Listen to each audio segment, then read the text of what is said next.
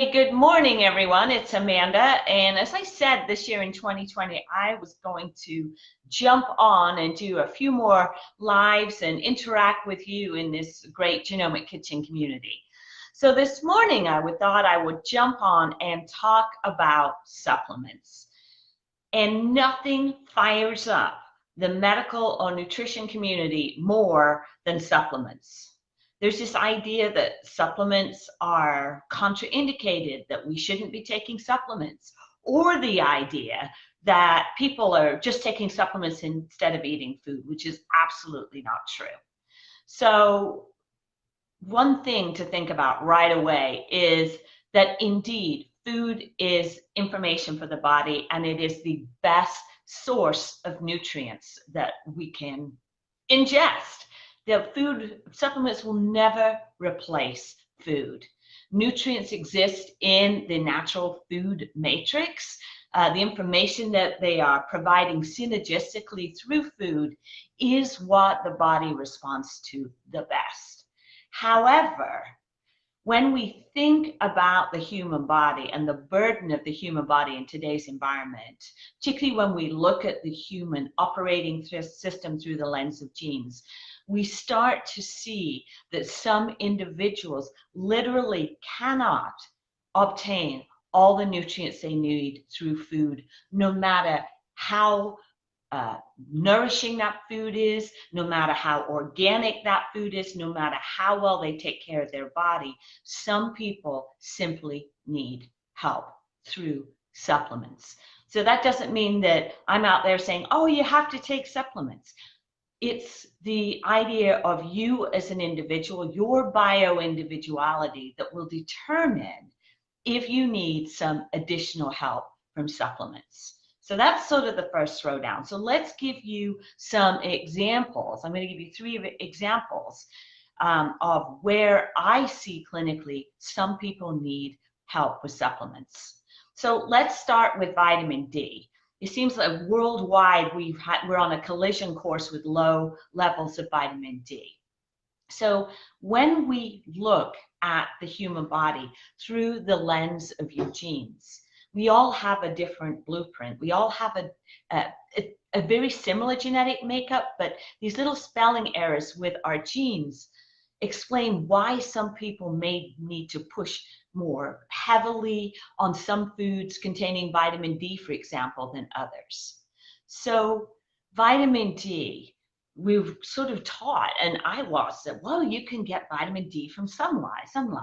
So what sunlight does is it helps initiate a cascade of events by which the precursor to vitamin D, it's 7-dehydrocholesterol, I have to make sure I say that right, sort of enters into the funnel or biochemical funnel by which it's actually converted into the active, body-friendly, user-friendly form that vitamin D can be actually utilized in the body.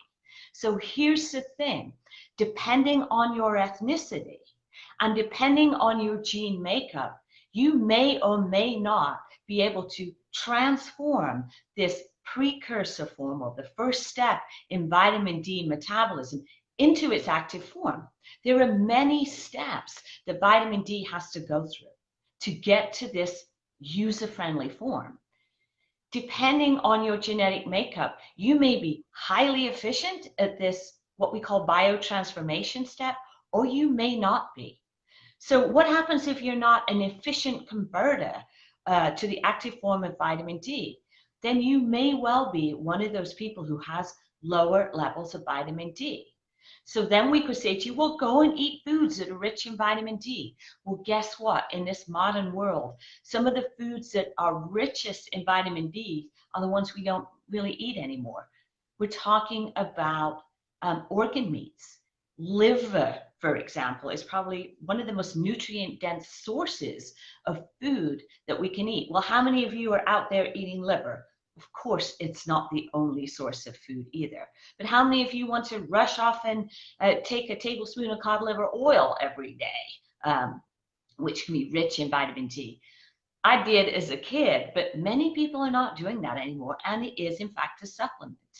So if your genetic makeup predisposes you to not being able to convert vitamin D through the natural input or impetus of the sunlight, you may well end up with lower levels of vitamin D. And so you are a candidate for vitamin D supplementation.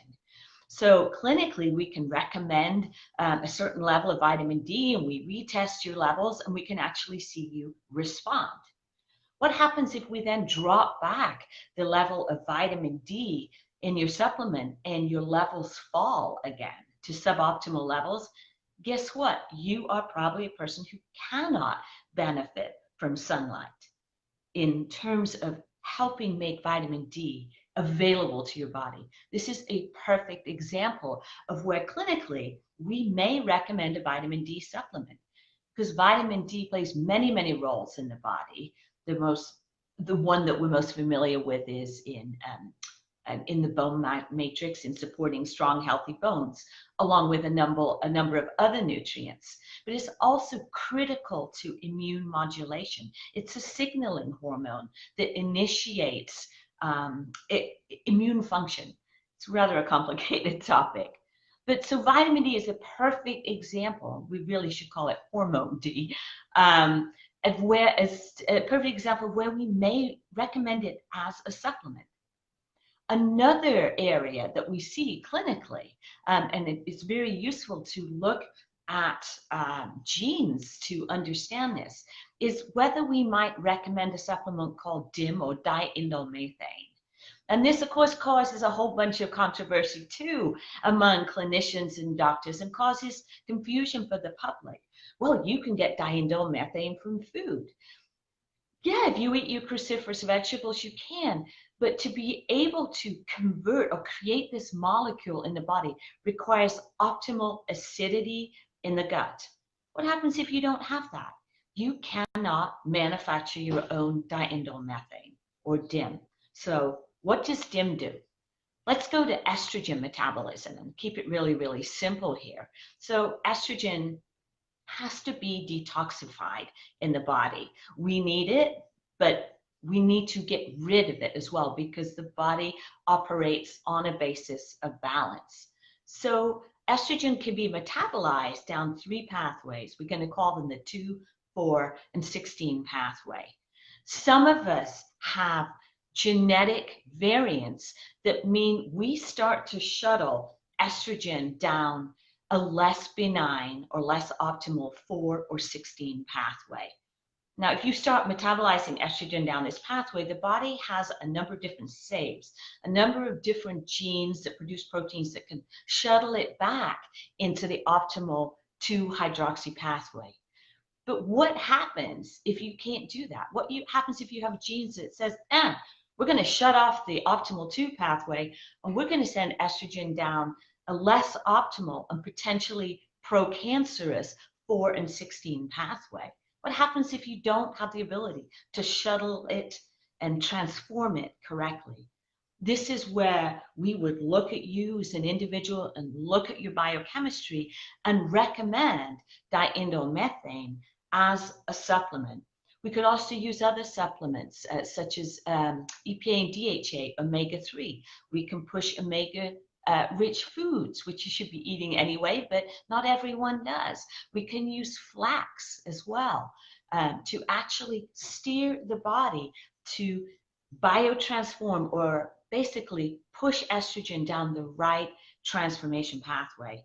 So that's another example of where clinically a supplement is warranted. And again, the body can produce diindolylmethane to do this work, but many people don't have optimal acidity in the gut.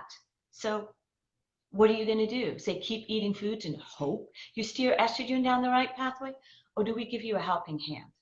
We do this based on clinical science, not on just a random recommendation. The third example I want to give you is a little bit different, and this is one of the clients that I've actually worked with who's had 30 years of migraines, 30 years of living with a debilitating situation. There's nothing more debilitating than migraines. I've never ever suffered from them in my life. So a lot of ways we can look at migraines is looking at stress. We can look at sensitivities to food and or intolerances. And with this particular client, I was able to identify foods which are often related to migraines, which are histamine releasing or histamine producing foods. So examples of these may be those beautiful cultured and fermented foods that we actually do recommend because they are rich in probiotics, rich in those beneficial bacteria that our gut needs to do its work. We need to talk about that on some other Facebook Live because it's such an interesting topic.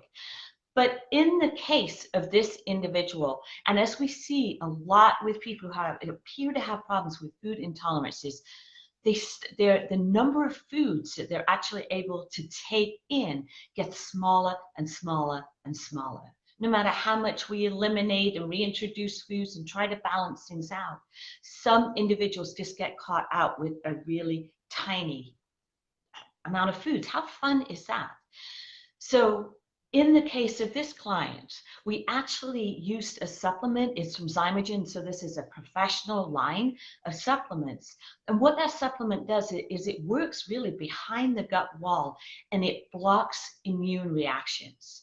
So basically, it's blocking an inflammatory response. In this case, overnight, this client was able to stabilize and stop migraines. There's still some work to be done.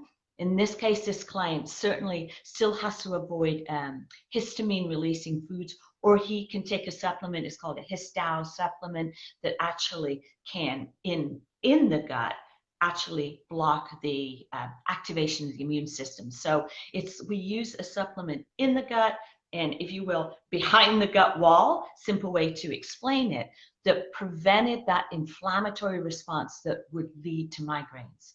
These are beautiful examples of where we use supplements in addition to food to help people feel better, to help them go about their daily business, but importantly, to support the biochemistry of the body.